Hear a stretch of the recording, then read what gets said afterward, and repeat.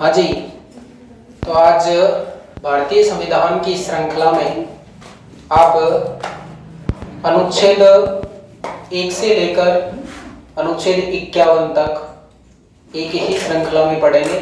और अगर आप यहीं पर बने रहे तो ये मेरा दावा है कि कम से कम 5-7 क्वेश्चन आपके इसी क्लास से क्लियर हो जाते हैं। भारतीय संविधान का भाग 1, भाग 2, भाग 3, भाग 4 और भाग 4 के मतलब अपने आप में संविधान आधा संविधान हो जाता है। तो सबसे पहले हम जैसे शुरुआत कर रहे हैं कि हमारा जो संविधान है, भारतीय संविधान, संविधान शब्द का अर्थ होता है सम प्लस विधान। विधान यानी होता है कानून। तो ऐसा कानून जो सभी के लिए क्या हो, सभी के लिए समान हो, ऐसा कानून कहलाएगा संविधान। संविधान की अगर परिभाषा की बात हो तो अलग अलग विद्वानों ने अपने अपने अनुसार परिभाषा दी है, लेकिन एक अपनी खुद की जो परिभाषा है उसको मैं आपको बता देता हूं कि संविधान होता क्या है। कि सबसे पहले तो आएगा जनता द्वारा, जनता द्वारा। अब इस जनता की जगह किसको भी पढ़ सकते हैं हम, संविधान सभा। हमारा संविधान किसने तैयार किया, संविधान सभा ने। और वो जो संविधान सभा उस समय की थी, वो संविधान सभा प्रतिनिधित्व कर रही थी किसका, जनता का। क्लियर। तो जनता द्वारा निर्मित, जनता द्वारा निर्मित यानी संविधान किसने बनाया, जनता ने बनाया, संविधान सभा ने बनाया। क्योंकि जिस दिन आप संविधान को अंगीकार करोगे, 26 नवंबर 1949 को जिस दिन संविधान को आप अंगीकार करोगे, तो उस संविधान की जो प्रस्तावना है उसमें स्पष्ट रूप से लिखा है हम भारत के लोग। हम भारत के लोग का वहां संविधान सभा ही तो कर रही थी, लेकिन वहां पर प्रतिनिधित्व किसका चल रहा था, जनता का। हम भारत के लोग भारत को। तो जनता द्वारा निर्मित कानून एवं नियमों का वह लिखित मैंने भारतीय संविधान के लिए जोड़ा है, न कि कॉमन संविधान के लिए। केवल किसके लिए जोड़ा है, भारतीय संविधान के लिए। तो जनता द्वारा निर्मित कानून और नियमों का वह लिखित संग्रह, वह लिखित संग्रह है जिससे स्वयं जनता एवं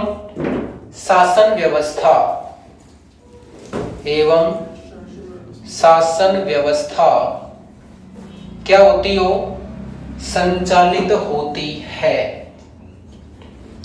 संचालित होती है। इसमें से भी कई प्रश्न है मेरे कि भारत में सर्वोच्च कौन है, जनता।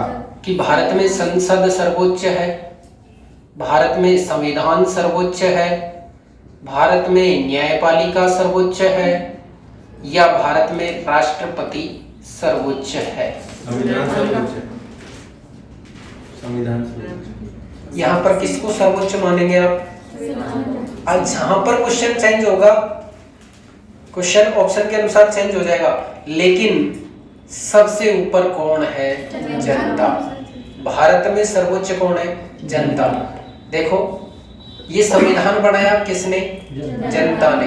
राष्ट्रपति किसके लिए, जनता के लिए। न्यायपालिका किसके लिए, जनता के लिए। संसद किसके लिए, जनता के लिए। तो भारत में सर्वोच्च है जनता। एक क्वेश्चन ये, भारतीय संविधान किसने बनाया, जनता ने, यानी संविधान सभा के द्वारा। भारतीय संविधान क्या है? लिखित है। विश्व का सबसे बड़ा यानी सबसे विस्तृत लिखित संविधान कहाँ का है? भारत का। भारतीय संविधान का क्या कार्य है वो भी इसमें आ गया कि वहां की स्वयं जनता यानी संविधान सभा भी चलती है। संविधान सभा उस समय जो संविधान सभा थी, वर्तमान में वह संविधान सभा संसद है। वर्तमान में वही संविधान सभा, क्योंकि संविधान सभा उस समय दो रूपों में कार्य कर रही थी। जब तक हमारी संसद नहीं बनी थी तो आजादी के बाद वही संविधान सभा एक जगह तो संविधान का निर्माण कर रही थी और एक जगह संसद के रूप में कार्य कर रही थी। तो स्वयं जनता इसलिए लिखा है मैंने कि वही संविधान सभा यानी वर्तमान की संसद एवं हमारे देश की शासन व्यवस्था संचालित होती है। ये बात समझ में आ गई। अब बात करते हैं कि भारतीय संविधान में भाग कितने हैं? भारतीय संविधान में अनुच्छेद कितने हैं? भारतीय संविधान में अनुसूची कितनी है? अनुसूची, अनुच्छेद और भाग। भारतीय संविधान में कितने भाग हैं? भारतीय संविधान में कितने भाग हैं?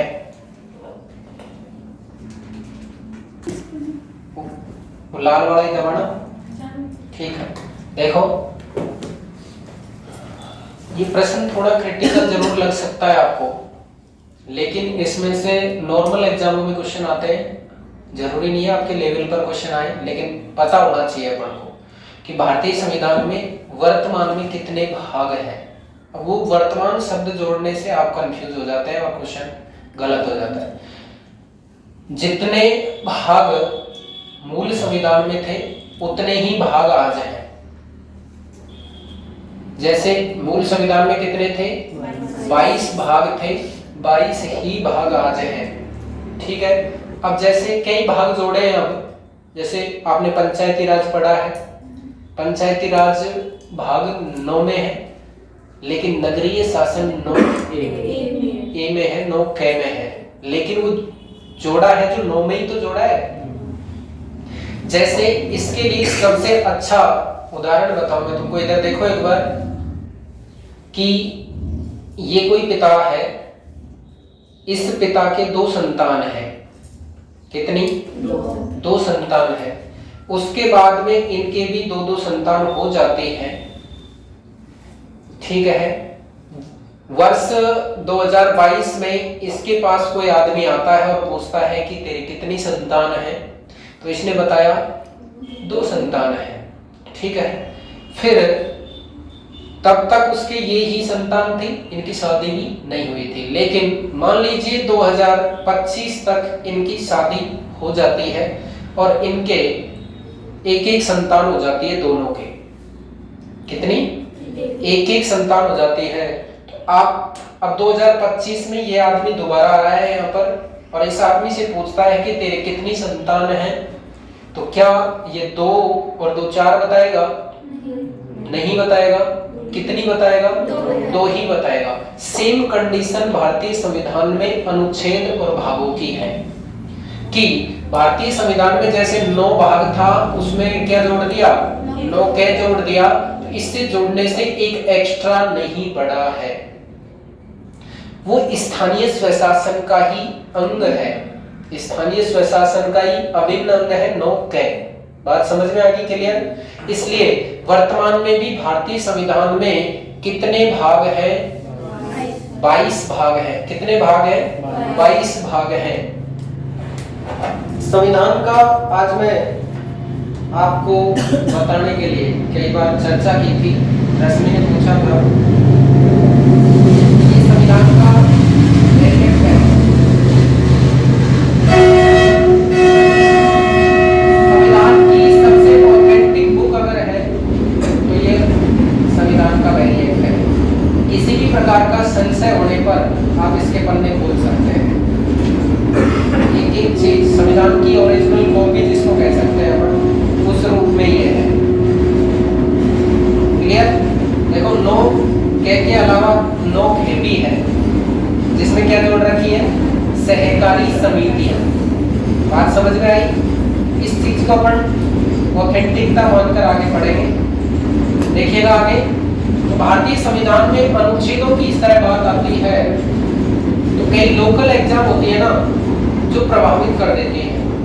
भारतीय संविधान में, मूल संविधान में भी 395 अनुच्छेद थे और आज भी 395 अनुच्छेद ही है। 395 थे और 395 ही है आज भी। अगर कोई अनुच्छेद जोड़ा है तो अनुच्छेद का उप अनुच्छेद है, उप अनुच्छेदों सहित इनकी संख्या तत्कालीन आप करंट जीके के हिसाब से डिसाइड करेंगे, क्योंकि किसी अनुच्छेद को हटा दिया, कब जोड़ दिया, कब हटा दिया, उस तरह का सिस्टम चलता रहता है। लेकिन क्वेश्चन पूछता है अनुच्छेदों की संख्या है तो कितने लिखोगे आप? 395। अनुसूचियों की संख्या यहां पर आपको डिवाइड करना पड़ेगा कि आपसे पूछे कि मूल संविधान में कितनी अनुसूची थी? 8 अनुसूची थी, लेकिन 4 अनुसूचियां बाद में जोड़ी गई हैं। तो 4 अनुसूची जो बाद में जोड़ी हैं उन सहित वर्तमान में अनुसूचियों की संख्या कितनी हो गई? 12। एक क्लास अपन पूरे 22 के 22 भागों की अलग बढ़ाएंगे, एक क्लास अपन पूरी की पूरी 12 अनुसूचियों की अलग बढ़ाएंगे। यहां अपन ने कॉमन पढ़ाया 20 को। क्लियर? अब अगर बात करते हैं अपन कि भारतीय संविधान में जो अपन बात कर रहे थे अनुच्छेदों की, तो भाग 1 भागों से ही शुरू कर देते हैं। भाग 1, 2, 3, 4 और 4 के तक अपन को पढ़ना है। क्लियर?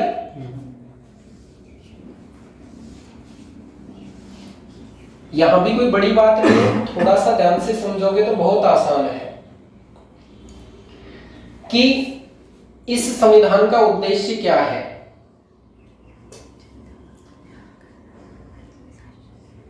कुल मिलाकर भारतीय संविधान का उद्देश्य क्या है, इससे मिलकर ये सारे बनेंगे। क्या उद्देश्य है? भारतीय नागरिकों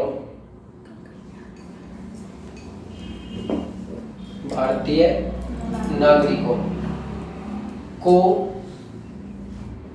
सुरक्षा एवं कल्याण प्रदान करना। बोलो सही है क्या? भारत के नागरिकों की सुरक्षा करना और उनका कल्याण करना। 4 शब्द या फेमस है जी, लिखो मत अभी, केवल समझना है। भारतीय नागरिकों का उद्देश्य क्या है? भारतीय संविधान का उद्देश्य क्या है? भारतीय नागरिकों को सुरक्षा प्रदान करना और कल्याण करना, यही है। कैसे है देखो, फर्स्ट जो हमारा भाग होगा उसमें आएंगे भारत, कि भारत कौन है, भारत क्या है, भारत का स्वरूप क्या है, भारत का अस्तित्व क्या है। ये भाग कितने में आएगा? 1 में। बोलो कोई दिक्कत? दूसरा लिया अपन ने क्या? नागरिक। तो भाग 2 में क्या मिलेगा आपको? नागरिकता। यहां तक कोई दिक्कत? भाग 3 में मिलेगा अपन को क्या? सुरक्षा। तो भाग 3 में हमको सुरक्षा के लिए क्या दे रखे हैं? अधिकार दे रखे हैं। यहां तक कोई दिक्कत? सुरक्षा के लिए क्या दे रखे हैं? अधिकार। फिर आता है कल्याण। तो भाग 4 में भारतीय नागरिकों का कल्याण करने के लिए क्या बनाएंगे? नीति बनाएंगे। क्या बनाएंगे? नीति। क्लियर? नीति निर्देशक क्या आ जाएंगे इसमें? तत्व। फिर आता है क्या? लास्ट है कि आपको अधिकार भी दे दिए, आपके लिए नीति भी बना दी। तो मूल संविधान में तो यही प्रावधान था, लेकिन जब देश की पहली महिला प्रधानमंत्री श्रीमती इंदिरा गांधी बनी, तो उन्होंने एक संविधान संशोधन किया 42वां 42 अमेंडमेंट 1976। तो 42वें संविधान संशोधन 1976 के द्वारा भारतीय संविधान के भाग 4 में एक भाग और जोड़ा जिसका नाम पड़ा भाग 4 क। भाग 4 क ये 42वें संविधान संशोधन 1976 से जोड़ा है और इसमें किसका प्रावधान किया कि हमारी भी क्या बढ़ती है, ड्यूटी बढ़ती है, हमारी भी कर्तव्य बढ़ते हैं। तो भारतीय संविधान का भाग 1, भाग 2, भाग 3, भाग 4 और भाग 4 क ये जो भाग है कंप्लीट, ये अनुच्छेद नंबर 1 से लेकर और कहां तक है 51 क। अनुच्छेद 1 से 51 क, यहां तक समझ में आ रही है बात। अब देखो भारतीय संविधान के भाग 1 में क्या दिया है, भारत राज्यों का संघ है। भारत राज्यों का क्या है, संघ है। भारत की परिभाषा क्या है, Bharat India that is union of states, union of states न कि फेडरल ऑफ स्टेट्स। बात समझ में आ रही है। यूनियन ऑफ स्टेट का मतलब यानी भारत राज्यों का क्या है, संघ है, लेकिन यूनियन शब्द याद रखनी है आपको। ये अनुच्छेद कहां से कहां तक है, अनुच्छेद 1 से लेकर 4 तक, अनुच्छेद 1 से 4 तक। भाग 2 में नागरिकता है, अनुच्छेद नंबर 5 से 11 तक।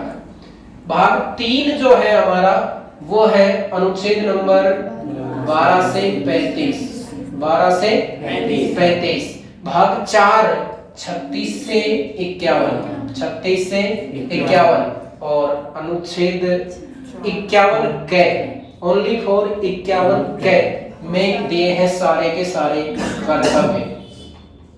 अब 51 के 1 2 3 4 5 6 7 8 9 10 और 11 तक। भारतीय मूल संविधान में ये भाग 4 क था नहीं था। तो भारतीय मूल संविधान में मूल कर्तव्य थे नहीं थे। भारतीय मूल संविधान में मूल कर्तव्यों की संख्या कितनी थी, 0। क्लियर। डॉक्टर स्वर्ण सिंह की अध्यक्षता में एक कमेटी गठित की, उस कमेटी ने सिफारिश की, उसके बाद में भारतीय संविधान में किसको शामिल किया, मूल कर्तव्यों को शामिल किया। तो आपसे क्वेश्चन पूछा जाए कि मूल कर्तव्य किस समिति की सिफारिश पर भारतीय संविधान में शामिल किए, स्वर्ण सिंह समिति की सिफारिश पर। बात समझ में आ गई यहाँ तक की। तो मूल संविधान में एक भी मूल कर्तव्य नहीं था। 42वें संविधान संशोधन 1976 द्वारा स्वर्ण सिंह समिति की सिफारिश पर इंदिरा गांधी सरकार ने भारतीय संविधान के भाग 4 क में 10 मूल कर्तव्य शामिल किए। कितने किए थे, 10। वर्तमान में कितने हैं, 11वां मूल कर्तव्य जो आपके लिए बहुत इंपॉर्टेंट प्रश्न है, आपको आरटी के तहत मिला है, शिक्षा के अधिकार से मिला, लेकिन शिक्षा का अधिकार हमारे देश में बाद में लागू हुआ और ये मूल कर्तव्य पहले लागू हो गया। 86वें संविधान संशोधन बोलो 2002, 86वें संविधान संशोधन 2002 द्वारा 11वां मूल कर्तव्य जोड़ा है। कौन सा, 11वां। तो 11वां मूल कर्तव्य किस संविधान संशोधन से जोड़ा, 86वां संविधान संशोधन कब हुआ, 2002 में। तो वर्तमान में मूल कर्तव्यों की संख्या 11। यहाँ तक क्लियर। आगे देखिएगा, यहाँ पर अनुच्छेद 1 से 4, यहाँ पर 5 से 11, यहाँ पर 12 से 35, यहाँ पर 36 से 51 और फिर 51 क। आज हम 51 क तक कंप्लीट अनुच्छेद पढ़ेंगे, 51 क तक। और ये है कि अपन को याद भी हो जाने चाहिए, लिखे नहीं केवल समझे तो ज्यादा बेटर रहेगा। जितना सुनोगे और जितना समझोगे वो काम की चीज है। लिखने को तो मैं लिखा लिखाया दे दूंगा आपको। क्लियर। आगे देखो, अनुच्छेद 1, अनुच्छेद 2, अनुच्छेद 3, अनुच्छेद 4 सामने रहे तो आप यही याद हो जाएंगे। अनुच्छेद 1 में भारत के वर्तमान में 28 राज्य और 8 केंद्र शासित प्रदेशों का उल्लेख है। वर्तमान में भारत में कितने राज्य हैं, 28 राज्य हैं और केंद्र शासित प्रदेश कितने, 8वां केंद्र शासित प्रदेश कौन सा, दादर नगर हवेली दमन जी वही किया था ना,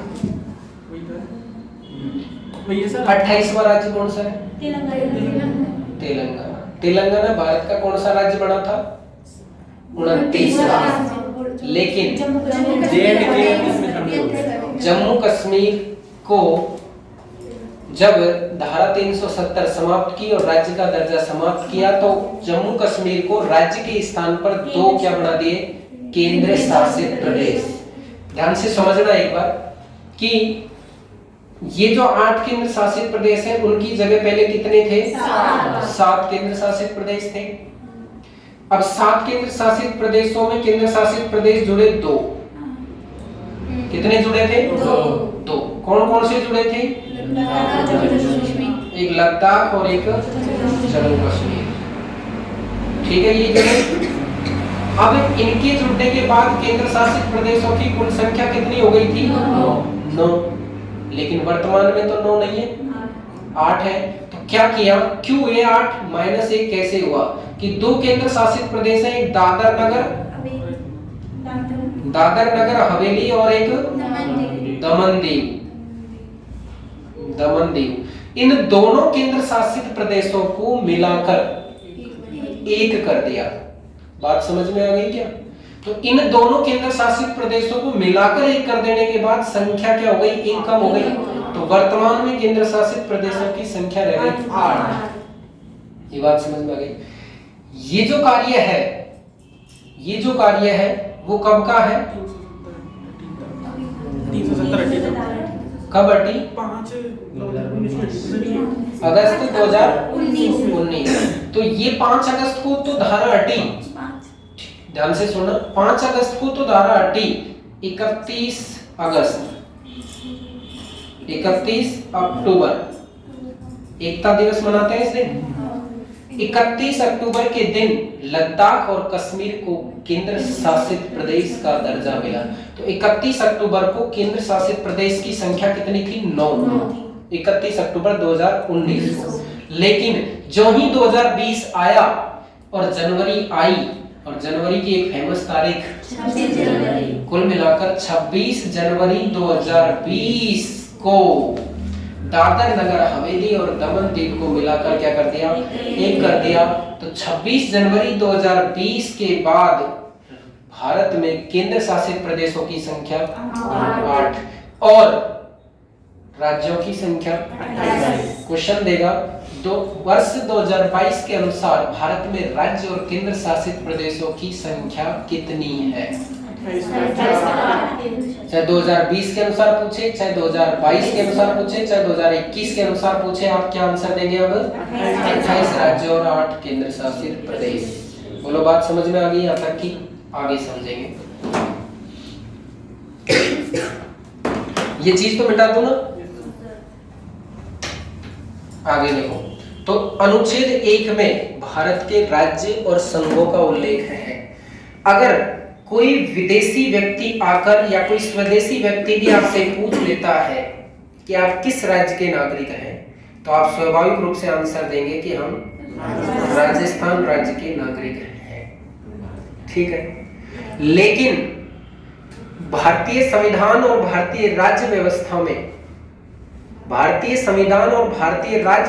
में ये जो राज्य शब्द है, ये नॉट स्टेट, ये संपूर्ण राष्ट्र का प्रतिनिधित्व करता है, पूरे देश का प्रतिनिधित्व करता है।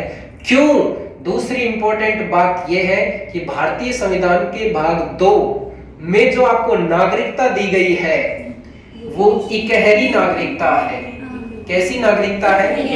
इकहरी नागरिकता है। तो आप भारतीय संविधान के भाग 2 में प्रदत्त नागरिकता के अधिकार के तहत अगर आप बात करें तो आप मेरे को ये बताएं कि आप राजस्थान के नागरिक हैं या भारत के? भारत के। तो जब मैंने आपसे अभी प्रश्न पूछा था कि आप किस राज्य के नागरिक हैं, तो आपने आंसर क्या दिया था? राजस्थान के। जो गलत या सही? गलत था। क्लियर? हम राज्य के नागरिक हैं, लेकिन राज्य का मतलब राजस्थान नहीं है, राज्य का मतलब देश है। हमारे देश में इकहरी नागरिकता है। जम्मू कश्मीर जब राज्य हमारा केंद्र शासित प्रदेश न होकर अलग से राज्य था, तो उस समय जम्मू कश्मीर के नागरिकों को दोहरी नागरिकता प्राप्त थी। उसका प्रावधान अपन पढ़ चुके हैं। क्लियर? नेक्स्ट देखें। तो अनुच्छेद 1 समझ में आया या नहीं आया? भारत के सभी राज्यों और केंद्र शासित प्रदेशों के नामों के उल्लेख उनकी अनुसूची नंबर अनुच्छेद नंबर कितने में? एक में। ये अनुच्छेद नंबर 2 है। ये कहता है कि आपको राज्य निर्माण की शक्ति है। किसकी? राज्य निर्माण की। कुल मिलाकर नए राज्य का क्या करना? निर्माण करना।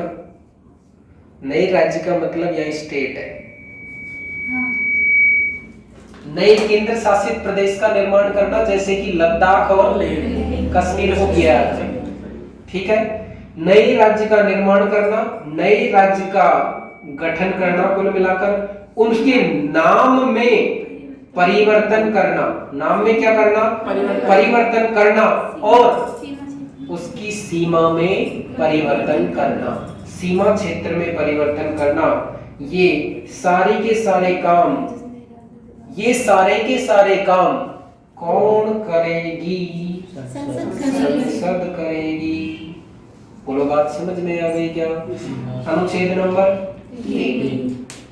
नए राज्यों का निर्माण, नए राज्यों नाम में परिवर्तन, सीमा में परिवर्तन, ये सारे के सारे कार्य कौन करेगी? संसद। लेकिन संसद ये सारा काम करने से पहले हमारे पिताजी से पूछेगी। पिताजी कौन है हमारे देश का? राष्ट्रपति। तो राष्ट्रपति की पूर्वानुमति पर ही संसद ये काम करेगी। संसद को